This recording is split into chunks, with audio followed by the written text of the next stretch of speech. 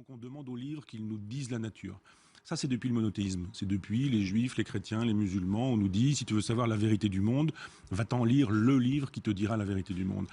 Les abeilles, elles nous disent, faisons l'économie du livre. Regardez le soleil directement, sachez regarder le crépuscule et l'aurore, sachez mesurer les effets de la rosée dans un jardin, qui est capable de savoir le bruit que font les gouttes d'eau quand elles tombent sur la surface d'une rivière, qui plus est quand cette rivière traverse son village natal. Donc ce sont des choses auxquelles j'invite en disant, les abeilles, elles obéissent aux astres, elles obéissent au ciel, elles obéissent au cosmos. Elles sont des fragments du cosmos. Nous aussi, mais on ne le sait pas. Et il nous faut Chaque abeille savoir. résume le secret du monde, vous dites. Absolument. Et quand on sait qu'on est un morceau du cosmos, alors il y a plein de choses qui s'effondrent. Ce que je disais tout à l'heure, les honneurs, l'argent, les richesses, le pouvoir, la puissance, tout ça, c'est sans intérêt. L'allure, le look, la réputation, on s'en moque éperdument. Il y a juste un recentrage de soi-même. On est une petite chose dans un univers immense. Il faut lire les livres d'astrophysique pour constater qu'on n'est pas grand-chose. Et il y a ce qu'on appelle le sublime, c'est-à-dire une sensation du sublime. C'est-à-dire que quand on a vraiment perçu l'immensité de l'univers, on a conçu sa petitesse, et cet écart entre notre petitesse et l'immensité du cosmos produit ce qu'on appelle le sublime. J'invite chacun à vivre une vie. Nous sommes dans une crise où, à la différence des précédentes, où les êtres humains n'y étaient pour rien, et les dinosaures, c'est pas leur faute si leur caillou leur est tombé sur la tête. L'épisode fameux qui est le dialogue entre Jean-Paul II et Stephen Hawking au Vatican en 92. 92, c'est une époque où les deux pouvaient encore parler, et la discussion... Bah oui, mais la discussion s'est terminée par cet échange. Jean-Paul II dit à Hawking, monsieur l'astrophysicien, nous sommes bien d'accord, ce qui est après le Big Bang, c'est pour vous, ce qui est avant, c'est pour nous, etc. Il faut versifier tout ça, donc il y a des contraintes. Et quand on écrit sur la physique, pour des gens qui ne veulent pas lire d'équations, il y a tout un travail sur la langue. Il faut savoir les lire, les équations. Oui, moi, j'ai quitté l'école en seconde, les équations. Il y en a qui sont simples, il y en a qui sont très difficiles. Cet après-midi, j'étais à une conférence d'Alain Kohn, qui est peut-être le plus grand mathématicien aujourd'hui, qui parlait de physique. Il y a une espèce d'aisance dans les équations qui est absolument incroyable. Incroyable, c'est presque un extraterrestre. Il y a une aisance dans l'abstraction qui est prodigieuse, qui est même... très, très belle, quoi. On a envie de pleurer quand on voit quelqu'un qui... Vous, qui comprenez mieux certainement... Non, mais même si on ne comprend pas, on voit qu'il y a là quelqu'un qui a accès à d'autres mondes, et qui de plus, parce qu'il a cette aisance dans ce monde-là, qui nous est inaccessible, est peut-être le plus heureux des hommes. Quand j'étais en première, j'avais eu un clash avec mon prof de maths, parce que mon prof de maths avait dit, il n'y a pas de formule qui donne le nombre d'un nombre premier plus petit que n. Bon, alors, je veux dire, moi j'étais rentré chez moi, et puis... évidemment, il y a une formule, parce qu'il suffit de savoir si vous pouvez diviser ou pas, etc. Donc j'avais produit une énorme formule qui prenait 3 pages. Il y avait des sinus partout, etc. D'accord ? Donc le problème, c'est pas qu'il n'y a pas de formule. D'ailleurs, en voilà une. Hein. Ça, c'est une formule. Elle est correcte. Hein. Elle vous donne le nombre de nombres premiers plus petit que n. C'est la somme, c'est 2 plus... Bon, il faut quand même que n soit plus grand que 5. C'est 2 plus la somme de 5 à n de cette quantité-là, où gamma de k, c'est la factorielle. Ce n'est pas une formule qui va vous aider. Et plus généralement, sigma de moins 1 puissance n, n puissance k. Et ça, on peut le calculer directement à partir de cette formule-là, parce que quand vous faites cette formule-là et que vous calculez, que vous voyez apparaître les nombres de Bernoulli bk dans le développement limité, si vous faites la série géométrique pour cette expression-là, vous allez avoir des sommes de n puissance k qui vont apparaître. Que la formule de Weyl, ou si vous voulez, lorsqu'on se permet de prendre la dérivée, qui est normalement une dérivée au sens des distributions, lorsqu'on se permet de prendre cette dérivée à l'intérieur de la somme, eh bien on obtient exactement la formule de Weyl. Ça, c'est extrêmement encourageant. Et c'est d'autant plus encourageant qu'a priori, il y avait une contradiction totale, c'est-à-dire qu'on devait avoir une fonction de comptage, cette fonction n de u, elle devait être positive pour u appartient à 1 plus l'infini, mais Soulet avait dit que la valeur en 1, et ça on le savait dans le cas des cohorts de fonctions, elle devait être égale à la caractéristique de l'air, mais la caractéristique de l'air, comme il y a une infinité de 0 de la fonction de zeta de Riemann, elle doit être égale à moins l'infini. Donc on devait avoir une fonction positive qui vaut moins l'infini en 1, mais qui est positive juste pour partout ailleurs. revenir sur le Lagrangien de la physique standard. D'accord, oui. Ce que je comprends, c'est qu'en fait, vous dites que vous arrivez, à travers la géométrie non commutative et une description d'espace non commutatif, à retrouver ce Lagrangien Oui. combiné avec Combiné le avec la Lagrangien gravité. de la relativité. C'est au niveau classique. Hein. Oui, mais alors voilà, c'est en fait en Oui. quoi... parce que je Oui. sais que vous avez fait beaucoup de travaux avec Oui, oui. des Oui, oui. théoriciens de gravitation quantique, Oui. mais Ah non, mais ça, c'est pas quantique, justement. c'est-à-dire que vous apportez rien de quantique Non, à, non, à mais l'affaire. je vais vous expliquer. Quelle est la difficulté? La difficulté, quand vous voyez un Lagrangien comme celui-là, au niveau classique, hein, ça c'est le Lagrangien classique, hein, quelle est la difficulté? La difficulté, c'est qu'on se dit, mais si on ne comprend même pas ce truc-là au niveau classique, qu'est-ce que ça veut dire? On n'a aucune chance de comprendre au niveau quantique. Donc en gros, vous le définissez juste indépendamment du fond. Non, non, c'est pas ça. C'est pas qu'on le définit indépendamment du fond, non. C'est qu'on obtient cette formule, on ne peut pas dire que cette formule soit simple. D'accord? Bon. Même si je vous écris le Lagrangien d'Einstein, qui est pour la gravité seule, bon, c'est pas ça, hein, le Lagrangien d'Einstein, c'est ce qu'on appelle l'intégrale de la courbure scalaire fois racine de g d 4x. D'accord? Donc, pardon. C'est ça le Lagrangien d'Einstein. Bon, ben, dans le Lagrangien d'Einstein, il y a ce qu'on appelle la courbure scalaire. La courbure scalaire, si je vous écrivais la formule pour la courbure scalaire, même en dimension 2 en fonction de dg minus, ce serait une formule horrible. D'accord? Donc, ce que ça veut dire, moi je prends un critère pour la simplicité. Mon critère pour la simplicité, c'est l'homme de Néandertal. Je sais qu'à l'homme de Néandertal, je ne pourrais pas lui expliquer ça. Et je ne pourrais même pas lui expliquer ça. D'accord? Par contre, si je lui dis, mon élément de longueur, il a des raies spectrales.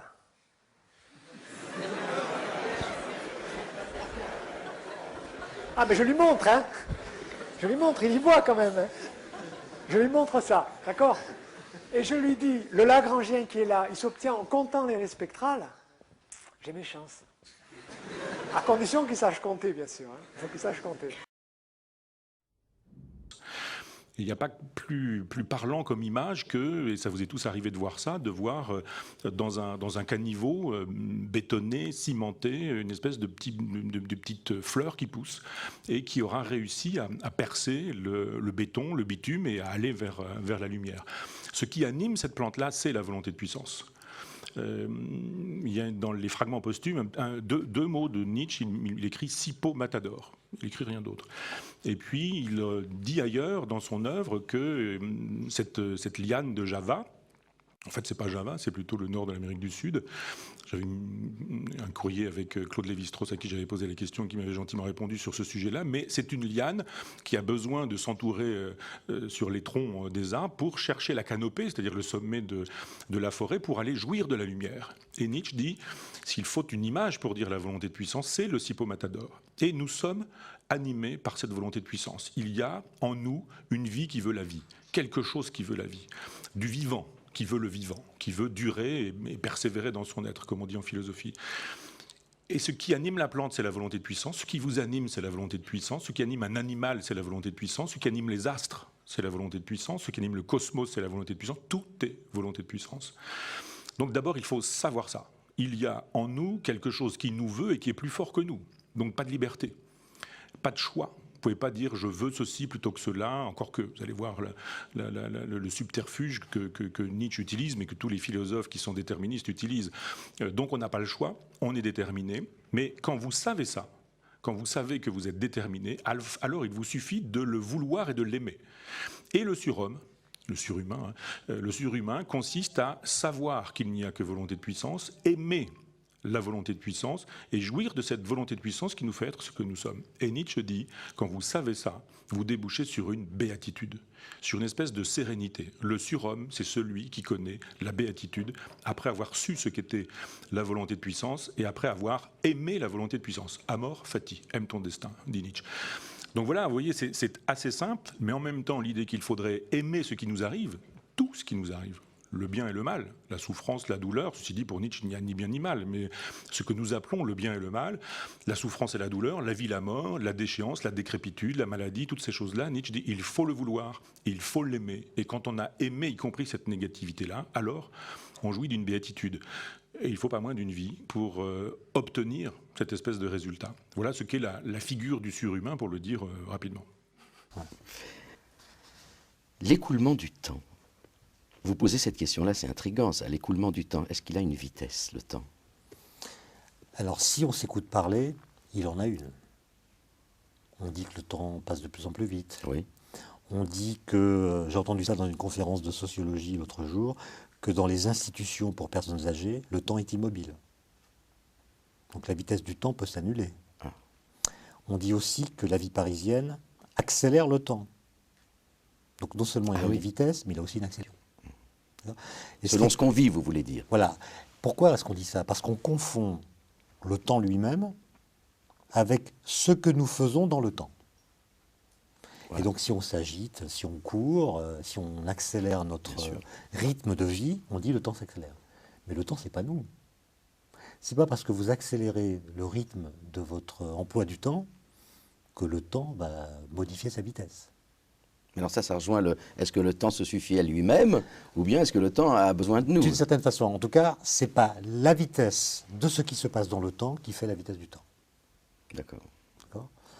Et d'ailleurs, la vitesse du temps, est-ce qu'on saurait la définir? Je ne vais pas être trop technique, mais ce qu'on appelle une vitesse, d'une façon générale, la vitesse d'une voiture par exemple, ça dit quelle est sa variation de position en fonction du temps. Oui. C'est combien de kilomètres sont parcourus en une heure. D'accord. Donc, la vitesse se mesure par rapport au temps. Tout à Et la vitesse du temps, il faut la mesurer par rapport au temps. Donc, on tombe sur une espèce de tautologie, de sorte que mathématiquement et donc physiquement, on ne peut pas définir la vitesse du temps. D'accord. Ou alors, si on voulait la définir, il faudrait dire que le temps, c'est 7 choses qui avancent de 24 heures toutes les 24 Oui. heures. On n'est pas très avancé. Non. D'accord? On peut y échapper au temps? On peut échapper à la vieillesse, à la mort? Ça, c'est le sujet du bac de 2006, en philo. C'était, y a-t-il un sens à vouloir échapper au temps? Et on peut? Ça peut avoir du sens. Mais la physique dit, faut pas rêver. C'est-à-dire l'idée de voyager dans le temps est une idée qui, en physique, n'a pas beaucoup de sens. En tout cas, vous ne pouvez pas voyager dans votre propre temps. Parce que vous savez, on n'est plus chez Newton. Il n'y a plus un temps universel qui est le même pour tout le monde. Il faut parler du temps en retenant les leçons de la théorie de la relativité, qui dit que vous avez un temps propre, j'ai un temps propre, n'importe qui d'autre a son temps propre, qui lui est propre par définition, c'est le sien. Comme nos vitesses relatives sont faibles par rapport à la vitesse de la lumière, votre temps propre et le mien coïncident. D'accord. Si on ajuste nos montres maintenant, vous pouvez aller dans Paris, moi je peux aller me promener en TGV, on se retrouve, nos montres sont ajustées. Mais c'est une pure illusion. Parce que si on allait très vite, nos montres se désynchroniseraient, parce que votre temps propre serait le vôtre et le mien serait le mien, il serait différent. Il serait différent. D'accord ? Donc chacun a son temps propre. Et ce que dit la physique, c'est que vous ne pouvez pas voyager dans votre temps propre. Vous ne pouvez pas retourner dans votre passé. Par contre, moi, je pourrais aller dans votre futur. Il faudrait que je monte dans une question de vitesse, quoi, finalement. Je monte dans une fusée, etc. Voilà. J'explore une galaxie, je reviens, et quand je reviens, vous êtes mort, je suis désolé. Mince. Vous êtes mort, parce que pour vous, il s'est écoulé beaucoup plus de temps dans votre temps propre que dans le mien. D'accord. Ça ne veut pas dire que j'ai changé mon temps. Dans la fusée, pour lire un livre, il me faut 2 heures, comme lorsque j'étais immobile. Donc mon temps propre n'a pas changé, mais il s'est décalé par rapport au vôtre. Et réciproquement, si c'est vous qui partez, c'est moi qui serai mort à votre tour. Bonsoir. Donc vous nous avez dit qu'au début du 19e, à la fin du 19e, au début du 20e siècle, on pensait que la physique était terminée. Voilà. Depuis, on a beaucoup travaillé et aujourd'hui, on essaie de réunifier la physique à tous les niveaux. Voilà. Est-ce que vous pensez qu'un jour, on arrivera à unifier la physique au point où elle serait finie dans sa globalité? Et dans ces conditions-là, quelles seraient les conséquences sur la recherche mathématique? Très bonne question. Ouh. Ouh.